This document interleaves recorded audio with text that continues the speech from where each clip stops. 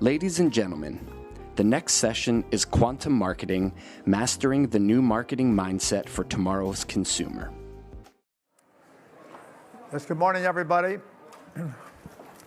I'm John Sculley, and I want to introduce to you Rajamannar.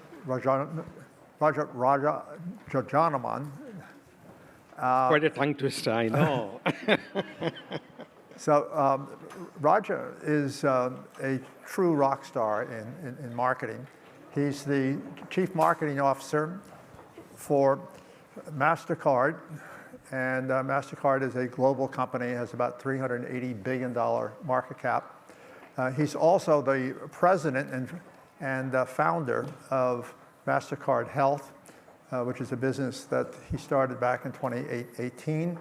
And it's a rapidly growing business. So he has a broad background at Mastercard and is a key man in the executive suite, but he also has an extensive background in operating roles. He was Senior Executive Vice President at Humana, in charge of marketing and innovation. Prior to that, he was Executive Vice President at Anthem. And he's also been at Citibank, and so he's got an extensive range of business experience. And he's written not a good book, a great book. And the book is called Quantum Marketing. And he's agreed to come here today, and we're going to have a conversation about it, because I can say in all honesty that this is the best marketing book I've ever read, and I did really read it.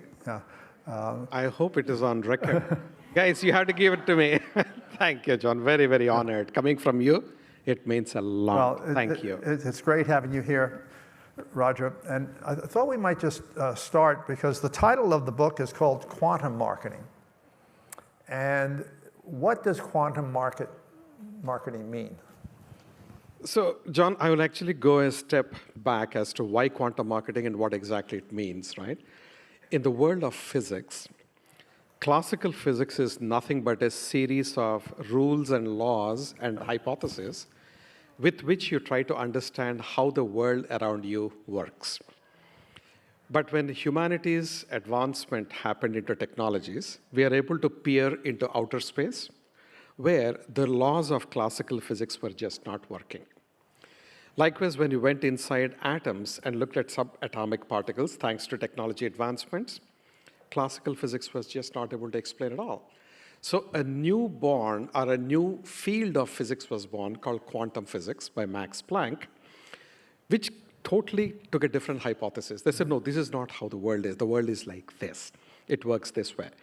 A lot of what we do today, from telecommunications to space exploration to everything else, is based on the principles of quantum physics. To me, that was a big kind of inspiration, and that's what I took the analogy from. Mm-hmm. If you look at the classical laws and principles and frameworks of marketing, these were all formulated 60, 70 years back, when there was no internet, there was no mobile, there was no social, there was no digital. And the science also has advanced quite a lot on psychology, sociology, anthropology. All these have advanced so much that what I found is that the classical marketing principles no longer work. I'm repeating, and I stood by this multiple times, and I entered into debates at Harvard Business School, for example, and so on. The classical marketing principles are just not working. They need to be reinvented. So just like quantum physics is to classical physics, I said we need to have quantum marketing for marketing instead of classical marketing. And everything from consumer insights to purchase funnels to advertising to loyalty, everything has to be reinvented and reimagined. And that's exactly what I try to do in this book. And I feel very grateful that it has gone on to become a Wall Street Journal bestseller. It was translated into 10 and published in 10 different languages. And in 6 of those 10 languages, it became again a bestseller in those countries. And apparently, there was a little bit of an embargo in China that they cannot publish American authors. Oh. And I was so gratified that they gave an exception to my book. So I said, okay, this is it, I made it. At least as Cherry is concerned. And also, just before the war broke out, Russia has published my book. I don't know if how I should feel about it, but they did it. And I said, okay, I'll take the extra sales. And most recently, I was so delighted that Ukraine has shortlisted a small set of books they said are important for their citizens to go through and for their professionals to go through. And quantum marketing is one of those, and it's coming out in Ukraine, in Ukrainian next month. Wow. Thank you. Thank you very much. So when I was first appointed head of marketing at Pepsi, it was back in a linear world. And there was no technology really known by anybody in the marketing world. But now we live in an exponential world. And of course, quantum is part of that exponential experience. As you think about it, does a chief marketing officer need to be an engineer to be successful, or do you need to be able to understand and interpret the consequences of quantum marketing, and you can be successful even if you're not an engineer by training? Yeah, I think structured thinking is what engineering training helps you. But that is not a prerequisite for you to be able to use it, particularly in this age of generative AI. You don't need to understand how things exactly work. It's able to do the stuff for you and then serve it up to you. If you know what to ask, how to ask, so that's again prompt engineering and all that good stuff we can probably talk later. But the way I look at it is today, marketing has become an extremely complex field because if you were to think about it, on the one hand, you still need to understand the classical aspects, the human psychology, sociology, anthropology, design, brand positioning, all these softer aspects of marketing. But then there is also technology, there is data, there is finance, there are supply chains. All these, if you look at on both the sides, you need to be a whole brain thinker. In other words, you should be like a Leonardo da Vinci. And it's not easy to be a Leonardo da Vinci. So what you do, you try to put together a team which collectively works as Leonardo da Vinci.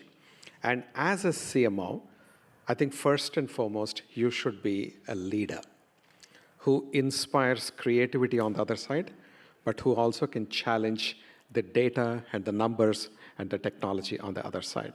You should be able to speak the language of the business. And I see that a CMO is predominantly a business person who happens to be damn good at marketing and not a marketing specialist, right? So that's one part of it. The second part of it, I would say also, is that you got to be an evangelist for your organization in your company, for your function in your company. And the reason why I say it, John, is that marketing is losing its gravitas. It's losing its stature. It's losing its seat at the table of the CEO across many companies, sadly. A survey was done, multiple surveys were done, and one of the surveys, which is quite credible, but I don't have the license to quote them, but it's one of the very big consulting firms. And they have actually done a survey amongst CEOs, and more than 70% of the CEOs have said that they have zero or low confidence in their CMOs and in their marketing departments to drive profitable growth. That is a disaster. 70% of the CEOs. As a result of which, many CMO roles are getting eliminated, or they are being pushed down, and a new genre of C-suite executives is coming out. Chief Revenue Officer, Chief Customer Officer, Chief Growth Officer. But if you just pause and think, if you take away revenue, customers, and growth, what the hell is left in marketing? Yeah. But you have that happening, right? Which is terrible. And this in the existing companies side. And if you look in the colleges, during the time, and I graduated more than 35 years back from my MBA, at that time, the function which the best of the students will go to is marketing. Because it was glamorous, it was fun, it didn't feel like work, it felt like play. It had creativity. It had a lot of practical, tangible outcomes that you can generate. You think of something, and then tomorrow it's materializing. It feels so gratifying and fruitful. The best of the students will go. And today, we as a function, I don't know how many of you are from marketing, but I say we, I'm just including myself. So when you look at marketing as a function, it is rated in colleges below accounting and below nursing. I have nothing against nursing, I have nothing against accounting. But accounting cannot be an inspiring function, for God's sakes. And marketing is rated below accounting. That is such a disaster. So the future I'm worried about, and the current is also a disaster situation. So we need to really rev up, and the CMO's role is to evangelize marketing. And I think the marketers' role who are working, we have to inspire future generations by going to schools and colleges, giving them case studies, interact with the students, get them excited about marketing, give them meaningful projects during their internships. And the professors at the colleges, they've all sort of been maybe practicing a few years back, but their understanding of marketing is already obsolete. So, in fact, one of the things I try to do is to have these professors come and shadow me for a few days. They sign their life away with an NDA. So that's why I can allow them to be sitting through all the meetings. They just sit like a fly on the wall, and then they go through observing everything.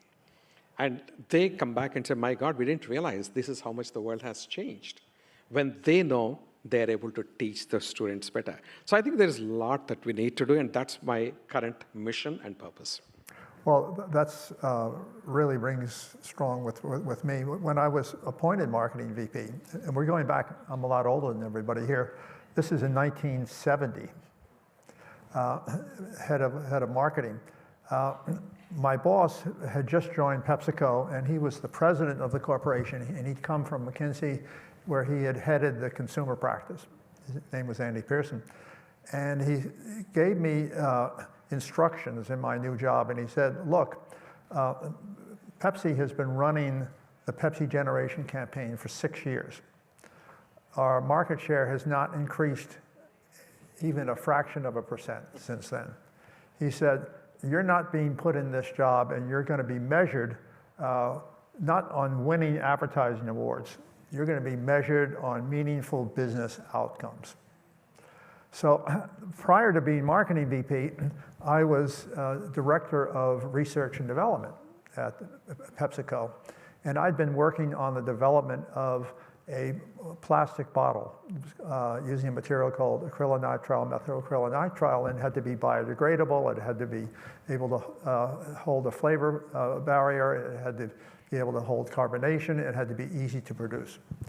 And when I became marketing vice president, I still kept the responsibilities of doing anything that would hit the marketplace. So Pepsi Challenge was obviously one of those activities, but even more important was we went to DuPont and we said, instead of making a little tiny bottle, we'd like to make a bottle that's 10 times bigger than Coke's bottle. In those days, Coke sold in a 6.5 ounce green returnable glass bottle with an incredible shape that everyone in the world knew. And so we went to DuPont and said, can you design for us a bottle that's 10 times bigger than that? It ended up becoming the 2-liter bottle, 64 ounces roughly. And to do that, we had to come up with a glass-blowing plant that could make bottles.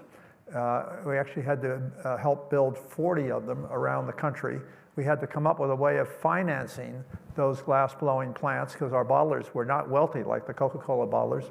And then we had to organize our bottlers into what we called chain trading areas so they would agree on what the marketing strategy would be just for that bottle because they had geographic territories that were created long before there was radio or television. So we did all those things, and we had the 64-ounce plastic bottle in the market for 3 years before Coke was able to come out with that. And everyone thinks the Pepsi Challenge was the sole thing that enabled Pepsi to eventually pass Coke, but it was actually the 64-ounce plastic bottle and the Pepsi Challenge.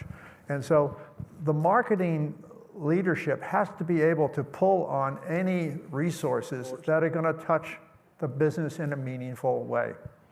Totally. And that, I think, firstly, I must also take one step back and tell you this, which is, today I was supposed to be in some other city at a meeting. And when I was told that I'll go to be on stage with John Sculley, I said, to hell with everything else. I'm going to come here. It matters. We have got a legend out here, and it's extraordinary. John, I still have that fanboy moment. The thing is, what you have said nails the issue exactly. As a marketer, you are a holistic business manager who knows how to drive business. And you play with various marketing levers. In the olden days, which means as recently as 20 years back, we used to talk about the 4 Ps of marketing. Product was a part of marketing. Packaging was a part of marketing. Today, product is not part of marketing for most of the companies. So I would like to just pick up a couple of things that really made an impact on me in the book. And one of them was about loyalty. And you said that you can't expect someone to be exclusively loyal to you because people have many different loyalties. How do you think about that in terms of a marketer in the quantum marketing era and thinking about how you have an advantage in loyalty? Yeah, so John, in fact, I have done a lot of research into loyalty.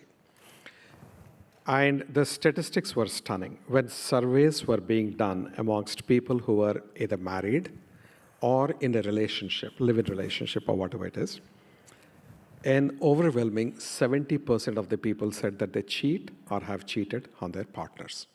70%. Further 15% have said that if they are sure they will not get caught, they would like to stray. And my question was, 85% of the people are not thinking about being loyal. Are people hardwired at all for loyalty? And if people in real life, they are making a commitment, either explicit commitment in a marriage or an implicit commitment in a relationship, that I'll be loyal to you. And they also know that there are consequences if they are caught. There could be reputational damage, there could be financial damage, or there could be emotional damage to people they care about. Still, people are not loyal. So with commitments and being aware of consequences, if people are not loyal in their real lives, how smart is it for us as businesses to think that you throw a few air miles or reward points or cash back 2% or 1% and expect people to be loyal to our brands? We're kidding ourselves. It's completely crazy. And we spend collectively, globally, $1 trillion as an industry on loyalty programs. $1 trillion every year. What a way to waste money. I think loyalty programs don't work because there is no loyalty. I'm making a very strong statement. As a marketer, you do need stickiness. And to ensure the stickiness, you have to understand when the consumer is making a choice and influence that choice in favor of your brand. I call it preferential management. So you're doing a preferential management in a contextually appropriate fashion at every opportunity where the consumer is making a choice, which means it becomes very data-driven, very context-aware, very technology-driven, because everything will be in real time. But with AI, with 5G telecommunications, it is highly doable, and that's what these preferential management platforms are. And so loyalty, I think we need to completely reinvent and make it as a preferential management tool. That's my take. So you gave an example, which I thought was really very insightful and very creative, of what you're doing at Mastercard, and that was called sonic architecture. Mm-hmm. And I'd not heard of sonic architecture before, but when I read, as you described it, I said, gee, this makes such great sense, and it can be done by really anybody. Can you tell us about that a little bit? Yeah, so the inspiration for this is, if you look at a normal human being, yeah. Mm-hmm. Most of them are blessed with 5 senses. The sense of sight, sound, taste, touch, and smell. Now, there is an absolute overload on the visual sense for people. On an average, an ordinary consumer gets exposed to anywhere between 3,000 and 10,000 commercial messages every single day. Globally, this is the average. And it's impossible to visually process all that, so people have learned to tune themselves out of all this noise. So as a brand, if you have to stand out, you have to think of going beyond the visual methodology. And one of the things, if you see, audio can be very powerful, and there is no audio saturation today as there is visual saturation. Now, I remember still from my childhood, the jingles. I did not understand those jingles at that time, the words and the brand and the context and all that, but I remember the damn jingle. It's just lodged in my head. It's there, even today. And I still remember, for Coca-Cola, there was one where things go, better with Coca-Cola and stuff like that. I didn't even speak English. I didn't even know. And I used to sing it, It was so funny. But that is the power of sound. The second aspect I'll give is I once went and did this experiment with Bose. They made me watch in their home theater a horror film with zero volume. When you watch the horror film with zero volume, it feels nothing. There is no fear factor. But when you start increasing the volume, the fear factor keeps going up. And suddenly, at some point, it completely crashes. There is no fear factor after that, because the mind's defense mechanism kicks in to say, this is all unreal, don't get carried away, don't get scared. Now, we started understanding the power of sound. We said, how can we leverage it for the brand? Now, jingles were there. Mnemonics, like Intel has a fantastic mnemonic at the end of it gives an identity to the brand. So I said, should I go with a mnemonic? Should I go with a song or a jingle? Or what should I do? That's when I started researching into the science of sound and its impact on emotions and feelings. I worked with some of the top artists in the world, record labels and musicologists, all kinds of folks, and came up with a 10-layer architecture. It's not unidimensional, but 10 different layers of how the sound of Mastercard will manifest. And when we created that, there is a melody, there is a sonic signature, there is an acceptance sound, which means every time your Mastercard transaction goes through successfully at the point of sale or on your digital device, you hear the sound of Mastercard for 1.3 seconds, which reinforces the identity of the brand. So today we have got 330 million points of sale around the world, which play the Mastercard sonic. Now, the year we launched, in such a scientific manner, we became the world's #1 audio brand, coming from behind. And for 4 years in a row, we are holding on to that position. So this has been our journey on sonic. And then now we are getting into record. We are producing albums. We created our first album called Priceless. We have created a number of songs. We have got a Mastercard Music Accelerator, Artist Accelerator for music, and so on. So we're getting heavily into music because the power of sound has been exploited by very, very, very few companies. And it's I would say, quite an open territory. And that's where we are going. And just one point I'll also add is, for example, when we created a song in Latin America by a group called Domino Saints, and it's called Dance Freak, that became #1 on the charts in 4 countries in Latin America. It was a top 20 in 12 markets with 0 marketing dollars. Wow. And it keeps going that way. So music is very powerful, and I would say, think about it. It's a great opportunity, completely unexplored and unsaturated. Well, that's quite a story. If we go back to November 20th last year, 2022, was the announcement of ChatGPT 4. And I don't think many people in this room had ever heard of ChatGPT 4 before that. It was actually something that had been that OpenAI had been working on for several years, and Google had been working on something along that same path even before that with DeepMinds. So at the time that Microsoft acquired a significant ownership inside of OpenAI for a $10 billion investment, OpenAI was valued by venture capitalists who were out trying to buy the shares from early employees at $28 billion. That's before the end of last year. Most recently, in the last week, a new valuation has been put on OpenAI of $90 billion. And the reason I cite those numbers is that we live in an exponential world.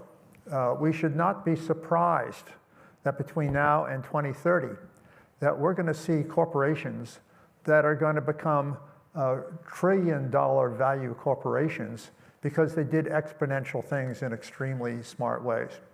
And so that means from a marketing standpoint, marketing has got to be bigger than winning advertising awards.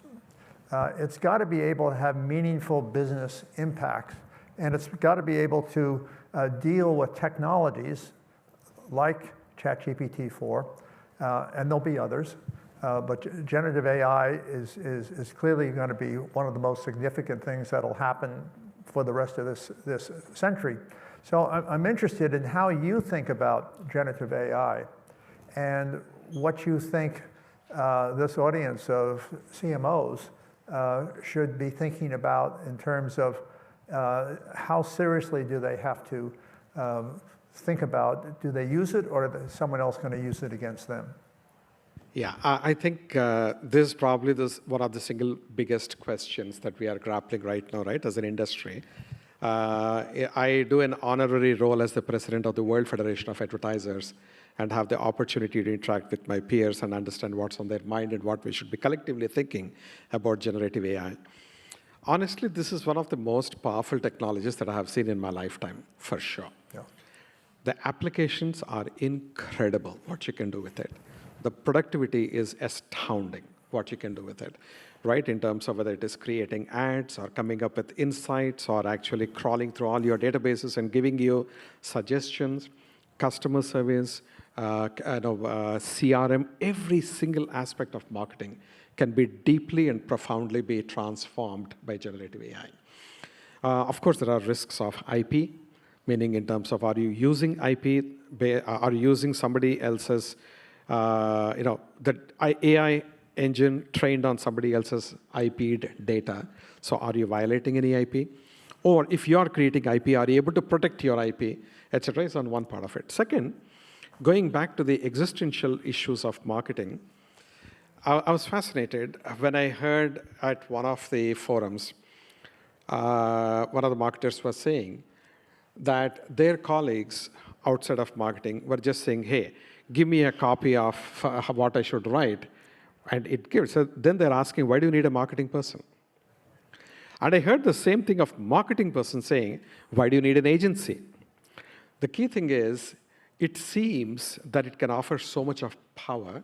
It can also be abused in organizations and used it for the wrong way. In other words, what I would look at it is, it's a way to augment your capabilities as opposed to substitute your capabilities on the one hand. And the augmentation is, to borrow your word, truly exponential. And I'll give you simple things like, when we look at RFP responses, when we get an RFP from a bank and we respond to it, it would typically take us about 7 weeks, on an average that is, to come with what we call as draft zero. Now it is under 4 hours. That's the power of generative AI. It's extraordinary. It's a quantum leap. Well, Roger, this has been a very insightful conversation. Thank you for what I've learned reading your book and our conversation here today. I hope it whets the appetite of curiosity with all of you. This is not just an interesting book. This is a profound book. And it's one, if marketing is going to achieve the recognition in terms of the business impact it can make, we're all going to have to be able to learn how to live in the exponential era of quantum marketing. So thank you so much, Roger. Thank you, John. Really appreciate it. Thank you very much.